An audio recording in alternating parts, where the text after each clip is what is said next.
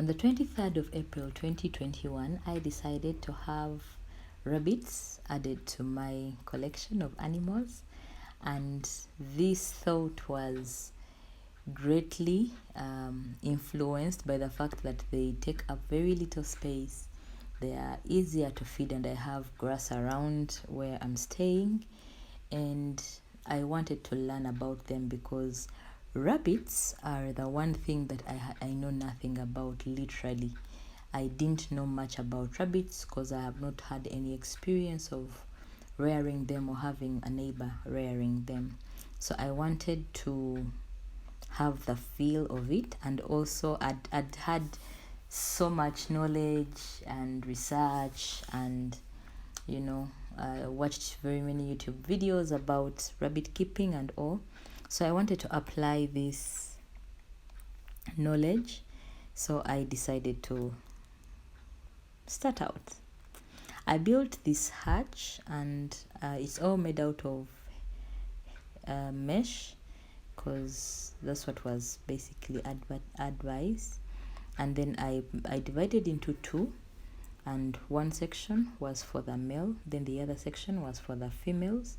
As also I picked from my research, I discovered that it's easier and better to separate the two sexes and only join them when you want them to mate.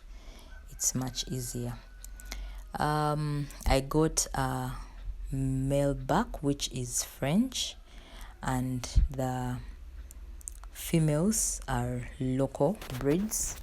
They are two. One was much older, the white one, white with grayish, is older, and the gray one, the purely gray one, was much younger. At the time of purchase, I was told that the white one was pregnant and it was about to kindle. They told me in about 2 to 3 weeks it would kindle. So I waited. The 2 to 3 weeks ended and it had still not kindled. Then on the 9th of June, that is about 2 months down the road, close to 2 months down the road, I mated it again with the other buck that you just saw, and I was very surprised that it actually kindled much earlier than expected. It kindled on the 29th of June. So I'm not quite sure which of the two, because if it came when it's pregnant, it seems too long, and then if the mating was successful on the 9th, it seems too short. So I'm not quite sure. However, I mated this gray one, and I'm counting the days. I want to calculate and see how long actually each of them takes to deliver. Rabbits have been quite easy for me, much easier than the other animals, and they are very therapeutic to look at. Their way of life is very simple and graceful, how they eat, how they hop around, and how they are nice to each other. They are well groomed, so they keep grooming each other. They kind of like fondle each other. They are very peaceful with each other. I've not had any aggressive experience with them, so I'm quite enjoying the experience of putting my knowledge to practice. I've really liked it. So my white doe kindled these beautiful kids, and it actually gave birth to 7 of them, and that is 1, 2, 3, 4, 5, and that is the fur that came out just hours prior to the delivery. Unfortunately, out of the 7 that were birthed, 2 passed on. I don't know why, but what I can say is it took me long to actually come to them. Funny story, I had come into the house to check on the chickens, and I wanted to find out if the chickens were doing okay, because most of them are brooding, and I'd wanted to add them extra food to see if they're all fine, if there are some hens that are laying. So I'd come in to check on the chickens. Then I noticed that my doe had entered the kindling nest that I put for it, and I'd put it into the hatch like 2 days prior, just trying out. So I got a box, an ordinary box, and I put a dough for it, and then I put dry grass on the inside. Then I placed it into the hatch. So they kept entering. The first day they kept entering in there and eating the grass out, and they would get out. So this time around, when I came into the house and I saw it in there, I didn't pay much attention. I only got attracted to it because I saw some fur on the ground. The fur is actually very soft. So when I saw that, I figured that something must be going on, and voila, it had kindled.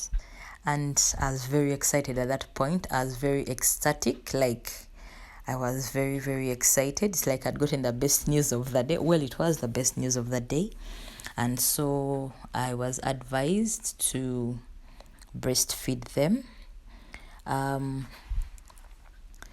One of the gentlemen in my compound has had experience with rabbits, so he assisted me on the breastfeeding part because I did not know much. I think most of the videos that I'd watched were just saying to just put the kindling nest there, the kindling box, and then the mother will breastfeed on their own.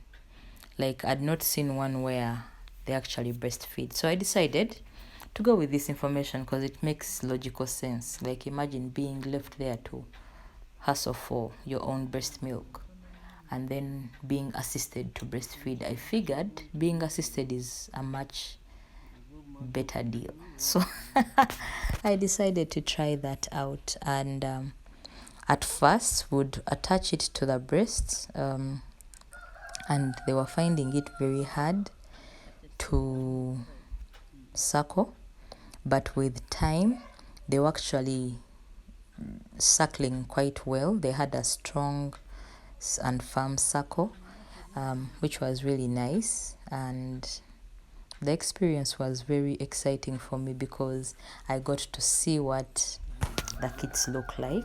I'd been told that they look like young rats. For those of you that have seen young rats, they are very pink and small, and these are also pink and small, but these are bigger than the rats and they are cuter. So I found them to be like very tiny dogs, hairless dogs. I don't know, but they're very cute and pretty, kind of nice to look at.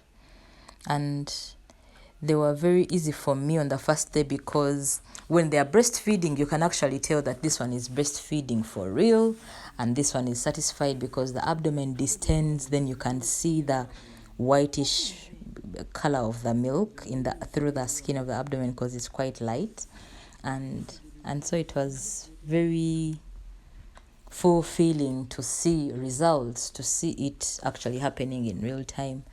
I was very, very excited during that time. I was very excited to see them.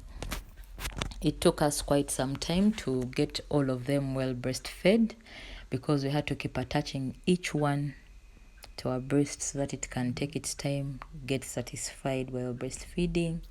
So we took our time. It took us about 30 to 40 minutes just doing that because we had to do it for each one of them, one by one.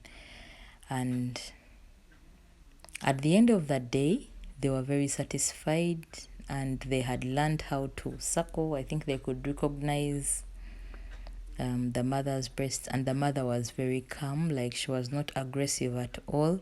She was just there, laying in that position, I think expecting her kids to breastfeed properly. I found this whole experience fascinating because she was very, very calm throughout the whole process, and the kids were also very calm, and they just knew what to do. Like, the whole experience was really nice and peaceful, satisfying, fulfilling, exciting, all in one in one experience of having the kids being birthed. So this experience was new for me, but it was also a learning experience. And then I got to learn a lot. The fur of the rabbits is so smooth and soft. It's actually smoother than when you touch it. Like when you touch it, of course it's smooth, but the one we found in the box was much smoother. Like it was very, very smooth. And it can also be used for making pillows, like really, really soft pillows. So I'm looking forward to that at one point. You'll excuse the blood because we found this dough quite a little bit late.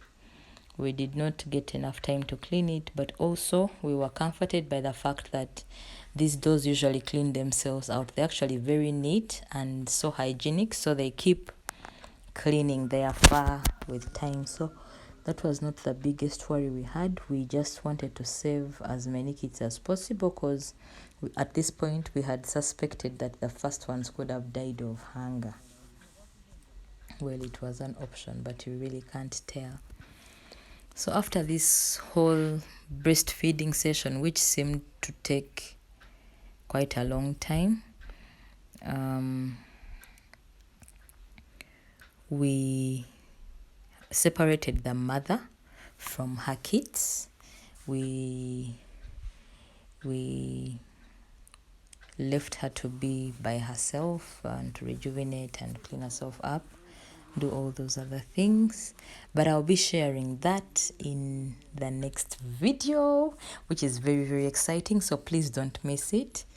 And let me know in the comment section if you've ever had such an experience of a rabbit kindling, or if this is your very first time having a look at them.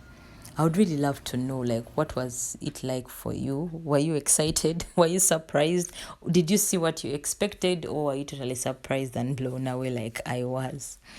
So after the breastfeeding session, we had to reorganize the kindling box. It was a normal box, as I told you. If you see that little hole at the front, that's the one I put there for the rabbit to enter into the box. Of course, the top was sealed at that point. So we removed the mother's fur and put it aside, and then we reorganized the grass. Later on, we actually removed the grass completely because it was not very useful. But we put the grass at the bottom, then we put a cotton cloth down, and the mother's fur